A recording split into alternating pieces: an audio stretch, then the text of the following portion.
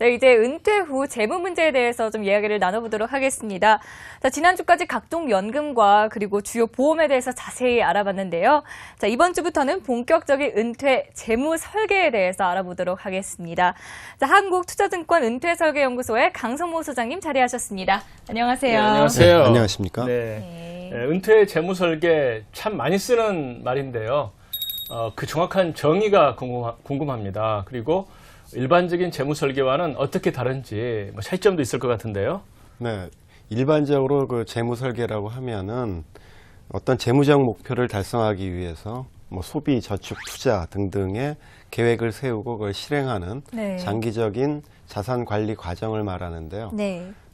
재무 목표라고 할 때는 여러 가지가 있겠죠. 내 집 마련을 위한 자금을 계획한다든지 아니면은 부채를 상환할 계획을 세운다든지 아니면 또 학자금 준비를 하는 그런 목표도 있을 텐데요. 은퇴 재무 설계라고 할 때는 이제 그 재무의 목표가 은퇴 이후에 노후 소득 흐름을 안정적으로 창출하는 데 있습니다. 결국은 일반적인 재무 설계하고는 차이가 나는 점은 그 재무 설계 기간이 상당히 장기이고 그리고 구체적인 재무 목표가 일시적인 목돈이라기보다는 지속적으로 발생할 소득 흐름 거기에 있다는 데 좀 차이가 있겠죠. 네, 이 흔히 은퇴 자금을 얘기할 때 몇 억이 필요하다, 혹은 월 얼마가 필요하다 이런 얘기를 좀 많이 듣는데 이 지금 말씀하신 이 소득 흐름은 조금 다른 개념이죠? 예, 그렇습니다. 이 소득 흐름이라고 그러는 건 이제 시기별로 정기적으로 얼마씩의 소득이 계속 발생하는 걸 말하는 건데요. 네. 아무리 자산이 많더라도 실제로 안정적인 그 현금이 발생하지 않으면은 노후 생활이 불가능합니다. 소비 생활이. 네. 그러니까 결국은 이 은퇴 재무 설계가 중요한 측면 중에 또 다른 하나도 충분히 노후 준비 자금을 축적해 놨다고 자신하시는 분들도 사실은 소득 흐름 측면에서는 자산 구성이 비효율적으로 비생산적으로 될 수가 있다라는 거죠. 그걸 재구성하는 것 자체가 은퇴 재무 설계입니다. 아, 그렇군요. 단순히 몇 억 있으면 되겠다 이런 식의 접근은 좀 곤란할 것 같고요. 네, 그렇습니다. 그렇다 그러면 은퇴 재무 설계 어떻게 해나가는 게 좋겠습니까? 예, 대략 한 6단계로 일반적으로 나눠서 이제 진행이 된다라고 하는데요. 표에서 보시는 바와 같이 첫째는 은퇴 재무 목표 설정이 이제 첫 번째가 되겠죠. 그러니까 노후에 기대하는 생활 수준을 정해서 필요한 소득을 설정하는 건데요. 이 단계에서는 무리하게 과도한 목표를 세우는 거는 금물이죠. 왜냐하면 과도하게 되면 비현실적이기 때문에 그 뒤 단계가 다 엉망이 돼버리거든요. 두 번째는 현재 자기 자신의 재무적 정보를 모두 끌어모아서 취합을 하는 겁니다. 그러니까 내가 국민연금이나 퇴직연금에는 얼마나 들고 있는지 그리고 일반적인 저축이나 보험 상품에는 또 얼마나 추가로 들고 있는지 그리고 이제 사시는 아니면은 이 전세를 들어가 있다거나 그럴 경우에는 자가 보유주택일 경우에는 그 보유주택의 시가 내지는 또 전세 보증금 얼마나 되고 있는지 그런 것들을 등등 정보를 다 취합해서 세 번째 단계로 넘어가 이제 이걸 분석을 하게 되죠. 그래서 이게 너무 어느 쪽으로 몰려 있구나 내지는 이러이러한 쪽의 부문은 내가 부족하구나라는 거를 분석을 하게 되면은 네 번째 단계에서 거기에 맞는 재무 설계가 이제 세워지는 거죠.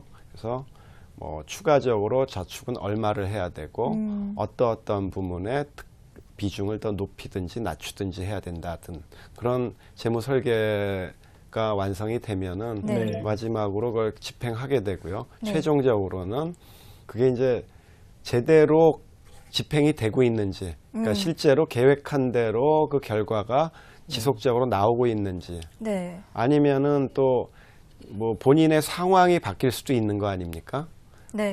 은퇴 연령이 예상보다 좀 가까워졌다든지 아니면 건강이 급격히 안 좋아졌다든지 그런 개인적인 사정이 바뀌었을 때 그 재무 계획을 또 재조정해야 되죠. 뭐 이런 네. 전체적인 한 6단계 정도로 말씀드릴 수가 있겠습니다. 네. 네. 말씀을 듣고 보니까 이제 좀 현실적으로 목표를 설정할 네. 필요가 있는 것 같아요. 그렇습니다. 그런데 이제 구체적으로 얼마가 노후에 필요한지 잘 모르기 때문에 뭐 막연하게 이렇게 생각하는 분들이 좀 많을 것 같거든요.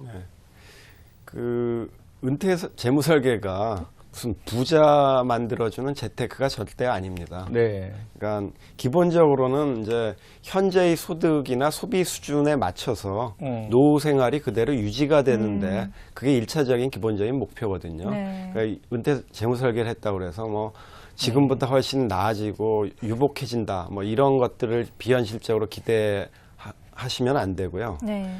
네, 그러기 위해서는 이제 현재 지출 내역을 파악을 해야 되겠죠, 먼저. 현재 지출 내역이요? 내가 지금 어떻게 생활하고 있는가를 알아야 노후에 그 수준에 맞춰서 목표를 세우게 될 수 있으니까. 네. 근데 실제로 뭐 가계부 적는 가정이 요새는 많이 줄었다고 하는데요. 최소한 뭐 2, 3년, 3, 4년 정도의 그간의 지출 내역, 생활 지출 내역을 확보를 해서 네. 그 정보를 일단 취합하는 게 중요하고요. 네. 그 다음에는 은퇴 이후에 특별한 재무적 큰 변동 내역이 있는가 없는가를 파악하셔야 됩니다. 예를 들어서 뭐 주택을 줄여서 다운사이징을 해서 네. 좀 그 돈을 좀 현금을 마련할 계획이 있다거나 네. 아니면은 뭐 거주지를 아예 다른 데로 이동을 해서 그렇게 되면은 그 지역에 따라서 생활 유지비가 다르니까요. 네. 네. 거기에 따른 또 변동 사항도 있거든요. 그런 큰 어떤 변동 계획이 있으면은 그걸 또 파악해야 되고요. 네. 그 다음에는 그 은퇴 이후에는 사실 지출 항목 중에 네. 소멸되거나 아니면은 줄어들 항목들이 굉장히 많이 있습니다. 예를 들어서 뭐 출퇴근 비용 안 들죠. 그거 안 그러니까 되겠네요. 피복비도 좀 덜 들어가고 네. 외식비도 그렇죠. 당연히 덜 들어갑니다. 그리고 가장 크게는 그 자녀들이 많이 이제 성장을 했기 때문에 그 큰 비중을 차지했던 교육비도 굉장히 줄거나 아예 없어지게 됩니다. 네. 네. 뭐 이런 항목들 파악도 중요하고요. 반면에 늘어나는 항목이 있죠. 지출 항목이.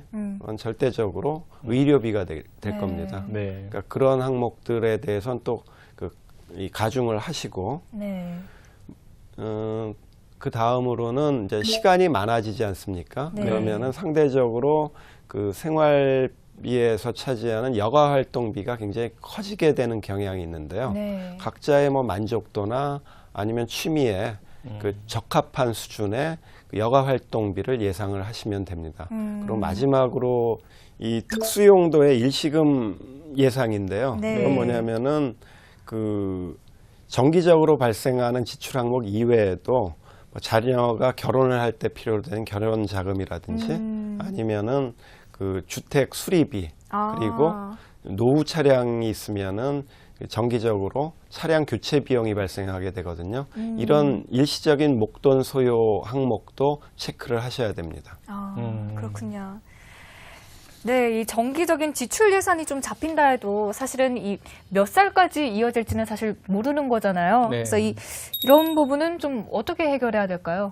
예, 기간 설정이 중요한데요. 맞는 네. 말인데요.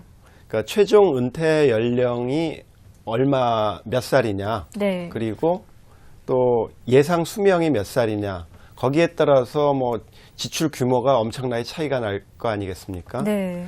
대략 여기에 대해서 근데 이거 굉장히 예측이 불가능한 거죠, 사실은. 불확실한 변수들인데 네. 그렇더라도 대략적인 예상은 하고서 계획을 짜야 됩니다. 그래야만 계획이 나올 테니까요. 네. 그래서 예상 수명 같은 경우는 일반적으로 정부에서 발표하는 생명표가 있는데요. 네. 네. 그 자기 연령에 해당하는 기대 여명이 조응해서 나옵니다.